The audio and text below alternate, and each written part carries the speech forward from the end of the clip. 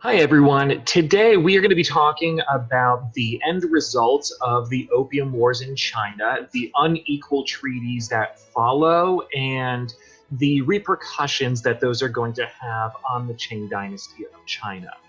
Now, when I last talked to you, we spoke about the Opium Wars. The Opium Wars, and remember, yes, there were two, even though last time we only discussed one.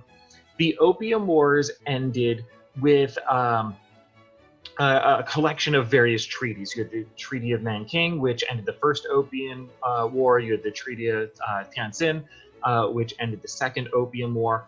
And in these treaties, China loses out big. I'm going to go through some of the provisions of them so you can understand how badly China lost out in this deal. First and foremost, China had to pay Britain nearly $21 million. This was a combination of money for the destroyed opium as well as for war costs. Secondly, China had to legalize the sale of opium within the country. We spoke last time about how devastating that was for the population of China. Thirdly, China had to allow the United States, Japan, and various European powers the ability to create embassies in China. And what this meant was, for the first time in Chinese history, China was forced to deal with outside nations not as their superior, but on equal terms. Another provision of this treaty was that the Kohong system eventually became null and void, and merchants from Western countries were now able to deal directly with Chinese officials without having to go through that middle ground.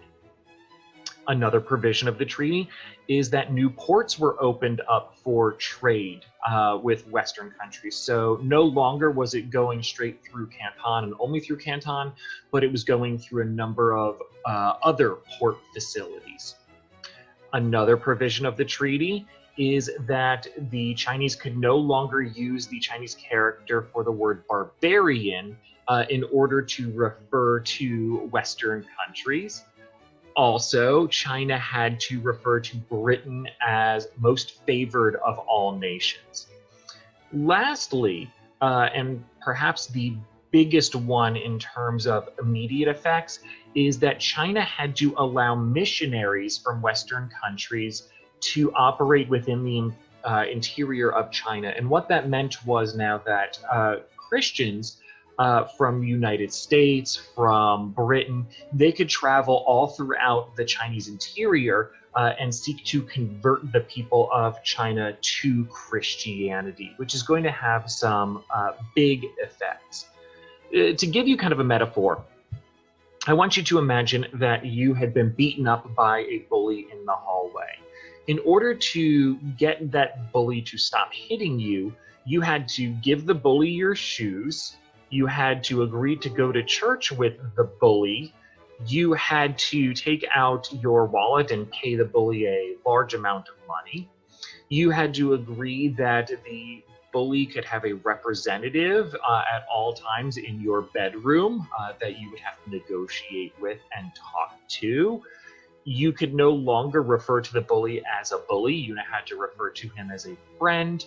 And you had to now give one room in your house to the bully for the next 150 years. And that's the one thing I neglected to mention as well, that another provision of the Unequal Treaty is that the island of Hong Kong would be given to Britain for a 150-year lease. That would be until the year 1997. And that should hopefully explain to you why Hong Kong today is so strongly in favor of democracy and is very much westernized in their culture, is because for 150 years it was a part of Britain. Now, getting back to the subject of missionaries, these missionaries are traveling through China, and they, again, are, like I said, attempting to convert the Chinese people away from their traditional beliefs of Confucianism, Taoism, Buddhism, and instead to convert them to this Christian belief system. These missionaries are quite effective. They build churches in the interior of China. They have a number of followers. And soon you start to see Christianity really starting to increase within China. That's going to lead us, though, to this man. And this is Hong Zhiguan. Now, Hong Zhiguan was a member of the Hakka people, and the Hakka were a group of ethnic Han Chinese. It's a subgroup, and the Hakka had been very resistant to the ruling Manchus of the Qing dynasty. Now, Hong Zhiguan, he traveled to take the imperial examinations. He wanted to become a member of the scholar gentry within the Qing dynasty. Hong Zhiguan ultimately fails in doing this. And on the way back to his home village, he falls gravely ill. This is roughly around 1837 that this happens. While he is ill with an exceptionally high fever, he starts to experience these mystical visions. And at this point, he's not quite sure what to make of these visions. He doesn't know how to explain them. In 1843, Hong Zhiguan meets up with one of these missionaries that's traveling throughout China, and this missionary explains to him all about Jesus and the teachings of Christianity. At that point, Hong Zhiguan thinks back to the visions that he had 6 years ago, and all of a sudden he is he has this clarity. He suddenly can explain what he saw. Hong Zhiguan now believes that he had been visited by Jesus Christ, and that Jesus had told him that he was the reincarnation of his brother. So Hong Zhiguan, now believing himself to be the brother of Jesus, starts a new syncretic religious movement. It is a combination of Christianity and of kind of Chinese folk traditions. Hong Zhiguan is going to create what's known as the Taiping Heavenly Kingdom. And the Taiping Heavenly Kingdom was a state within China that was based entirely around Hong Zhiguan's interpretation of Christianity, which was a very Old Testament style interpretation. It wasn't the New Testament, like charity, love, compassion. It was more the Old Testament of, belief in one God and rooting out unbelievers and sacrificial devotion and things like that. Now, you can see on this map, the area outlined in red is the Taiping Heavenly Kingdom. And Hong Zhiguan's movement through creating the Taiping Heavenly Kingdom is a complete overthrow, not just of the government of the Qing dynasty, but the complete overthrow of China's social order entirely. He wanted to eradicate Confucianism. He wanted to have it replaced with Christianity. He wanted the Manchus to be driven from power and the Han Chinese brought back to power. With that in mind, what Hong Zhiguan wanted was both nationalist and separatist. He wanted his country to break away from China to be a new, unique country, hence the separatist, but also nationalist in that he wanted his specific interpretation of Chinese culture to become the defining part of Chinese culture. Now, Hong Zhiguan's rebellion, known as the Taiping Rebellion, is going to last over a decade. And it's going to achieve a number of distinctions. Number one, it will become the deadliest civil war in history. It is going to claim the lives of anywhere between 10 and 30 million people, which is exponentially larger than the American Civil War. It is also going to be the deadliest conflict of the 1800s. And so no other war in the 1800s even approaches the Taiping Rebellion in terms of how devastating it is.